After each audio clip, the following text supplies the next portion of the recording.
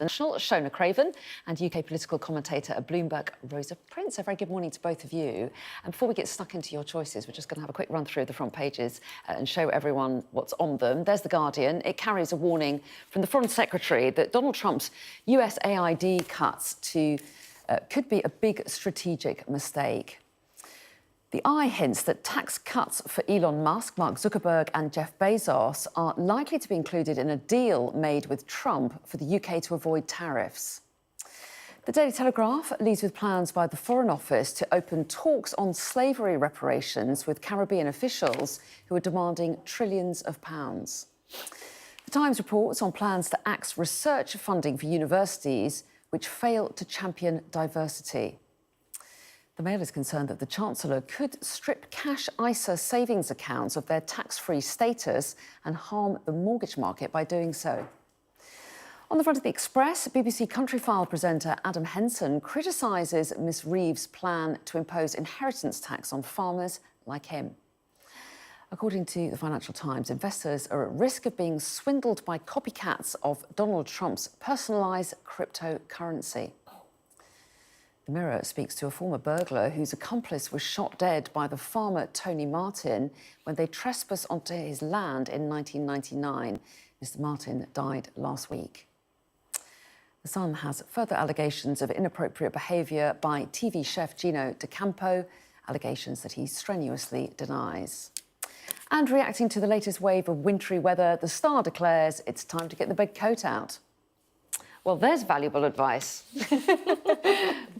Something I did do myself on the way in. Anyway, lovely to see you both this morning. Lots to get our teeth into there. Shona, you're going to kick us off with The Guardian's front page, which we saw there is the Foreign Secretary's warning to Donald Trump that he could be making a big mistake by slashing USAID, their aid agency.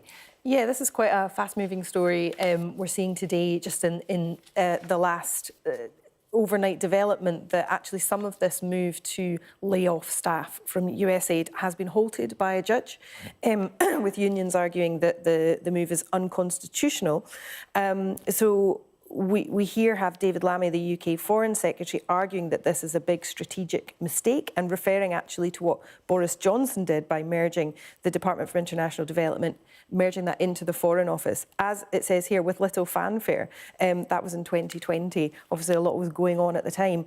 And there's interesting analysis inside where this is referred to as a self-inflicted wound, the shutting down of USAID, because of the soft power that international development brings nations. And what Lammy is saying, and the experts are saying here, is that China could step into the gap that's created by this withdrawal of funding. I mean, as everything that Trump is doing at the moment, fast-moving decisions, a lot of big statements, but also followed up by actions, albeit some of which halted by this judge. So the sort of argument is that it looks very self-interested for America to stop this aid. It says here that the US accounts for $4 out of every 10 spent globally on humanitarian aid. A lot of Americans will think, well, why are we giving our money away? But what this explains is about this soft power, about, you know, the bigger picture that Trump is perhaps deliberately not drawing people's attention to while he's making these moves. Because his argument is it's not a valuable use of taxpayer money, and there are a huge number of employees, there are 10,000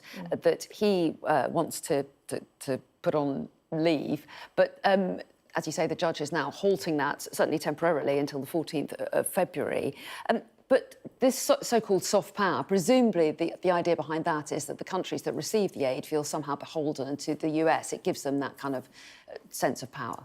Yeah, that's the argument that David Lammy is making. He was speaking to The Guardian's political editor, Pippa Crerar, during a trip, so he's had time to consider his remarks, and I think that's really interesting because what we've seen so far from this government is a real hesitation about going for Donald Trump.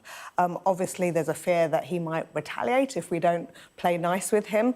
We don't want to have those tariffs that are being thrown around to other countries, and this is the first time a very senior politician, albeit in quite couch language, has been directly really critical of Donald Trump.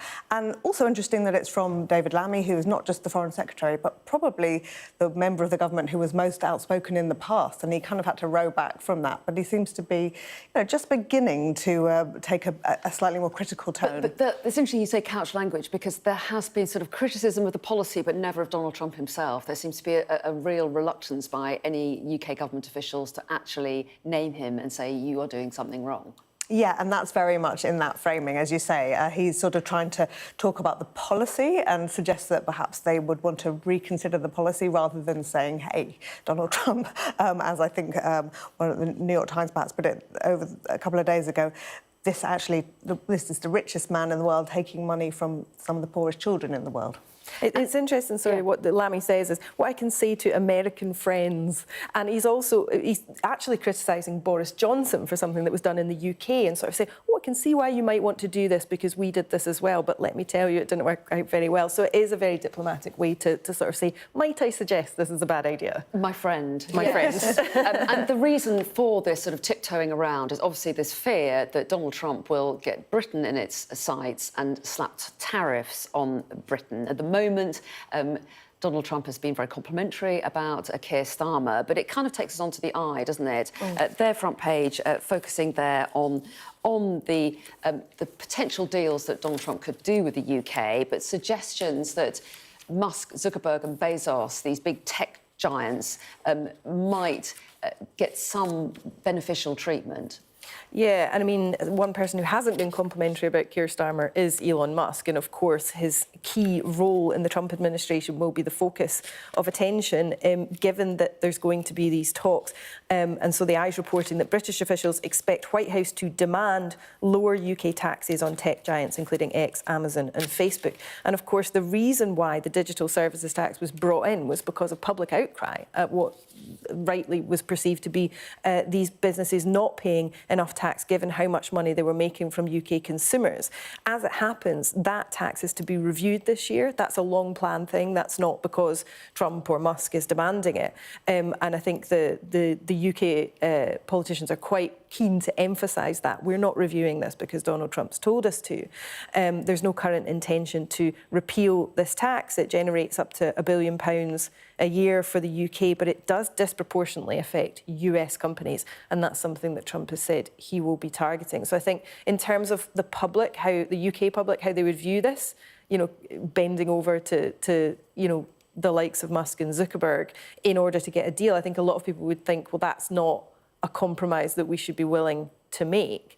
But let's see how the talks go. We've already seen the power of these threatened tariffs on other countries, with deals already struck days after he's, warned countries like Mexico and Canada about impending tariffs. I mean, it does give him a lot of potential power, doesn't it? It really does. Two things that we've learned since, I think, President Trump's been in office less than 3 weeks, but two things we've learned is, one, that he's really willing to use his trade policy to further his foreign policy aims. So the tariffs that he slapped on Mexico and Canada temporarily were lifted when they promised to take action, for example, on immigration and trying to stop drug smuggling over the borders, and almost sort of just to throw his weight around and kind of prove that he was the strong man in the region.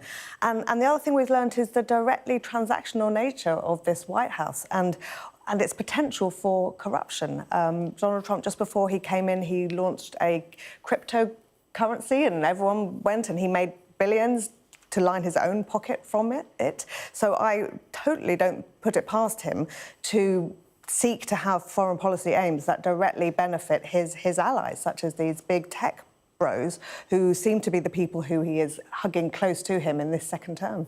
And it puts the UK government in a really tricky position, doesn't it? Because while Donald Trump is threatening the EU, the UK wants to do deals with both the EU and with the US.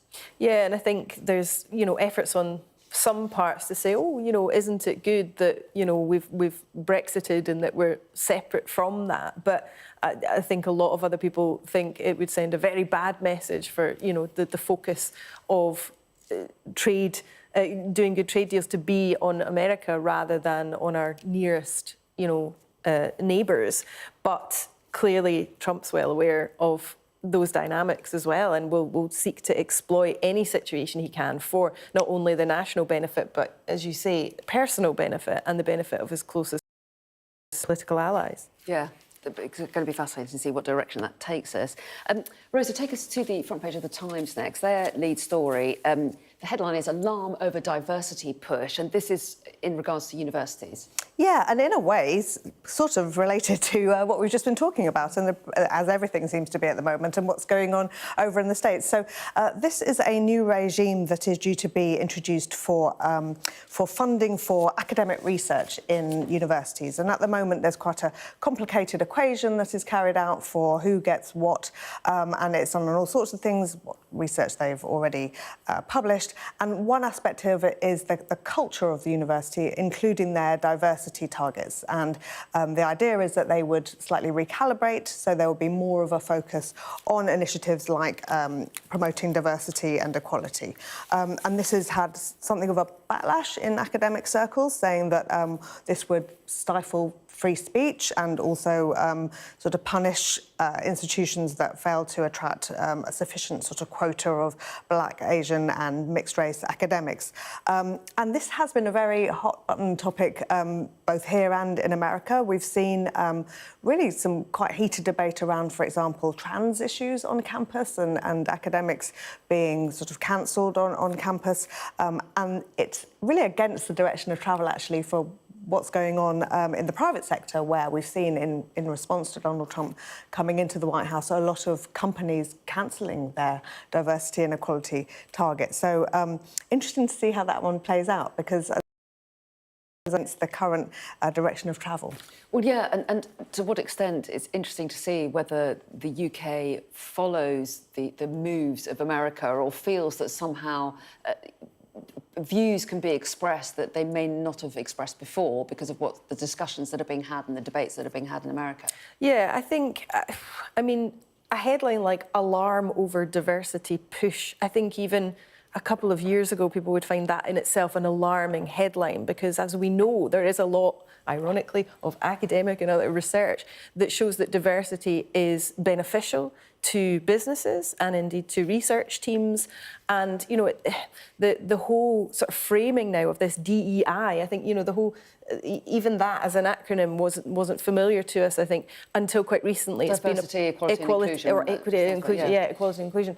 And this is very much the language of the US that is now coming into our discussions. And I think all of the very moderate, sort of sensible discussion about the benefits of that is being completely forgotten about, or people are ignoring that because they see this as a buzz thing that can get people worried about what's going to happen. And if you actually go into the sort of boring details of it, it maybe isn't alarming. And maybe the people who are sounding the alarm are just people who want to protect their own jobs and funding and projects, which is their right to do. But it doesn't mean that anyone else necessarily needs to feel alarmed at what is something that has gone on quite uncontroversially in the UK for a long time.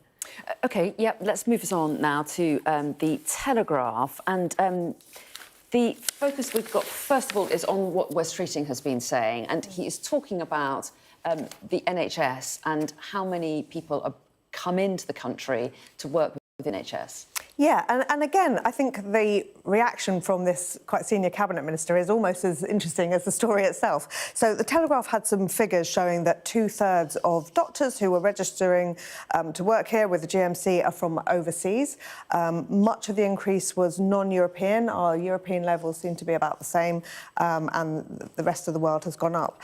And Wes Streeting has been presented with these figures by the Telegraph, and instead of sort of saying, oh, well, we recruit the best people, he's really jumped on them, and he said the NHS is too reliant on foreign staff, that he wants Britain to start producing more homegrown talent for our hospitals. And he says, you know, he's very nice about people who come from overseas to work in the NHS and say that they've got a proud history, but he wants to adjust that figure downwards and have more medical school places for British-born medics.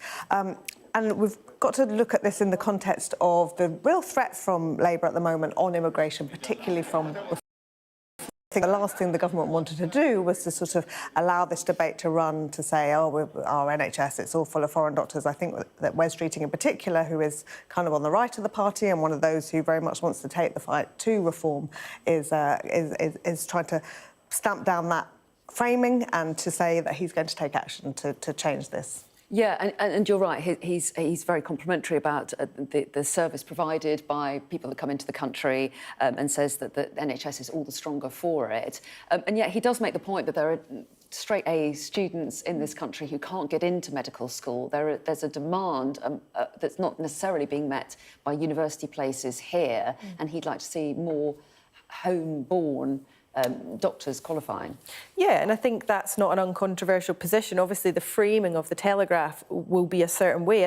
I'm not sure if this is the most recent edition, but one of their headlines said NHS is too keen to hire immigrants, which is a real distortion of what the story actually says, which is the NHS has become too reliant on pooling the immigration lever. It has been forced to recruit from countries on the World Health Organization red list, i.e. essentially taking people from countries that they need their own doctors and bringing them to the UK. So it depends how you frame this. Yes, of course, we want people here to be able to train to become medics and work in our NHS. But, you know, there's certainly not a suggestion that there's any preference for foreign staff. It's just that that's what's available. It is depressing, following on from our last story, to see this reference to Mr. Streeting's second attack on the NHS this week. I don't think he'd want it to be framed that way. But after he hit out at the really daft things being done in the name of equality, diversity and inclusion. Again, we've got all three of those words. It's I don't want to say a sort of dog whistle, but thinking about reform, Labour is saying, oh, we need to mention that. We need to say, oh, this has gone mad and this is silly things being done. And I don't doubt that they can cite examples, but it's the rhetoric, it's the use of those three words as a signal to people, we're on your side as in the white majority, and we're not really hugely committed to all this DEI stuff. And I think it's depressing that Labour are picking that up. OK, yeah, really interesting, and interesting, as you say, and how it's written up as well. We're out of time, but I'll see you both again in the next hour. Thanks so much. Thank you.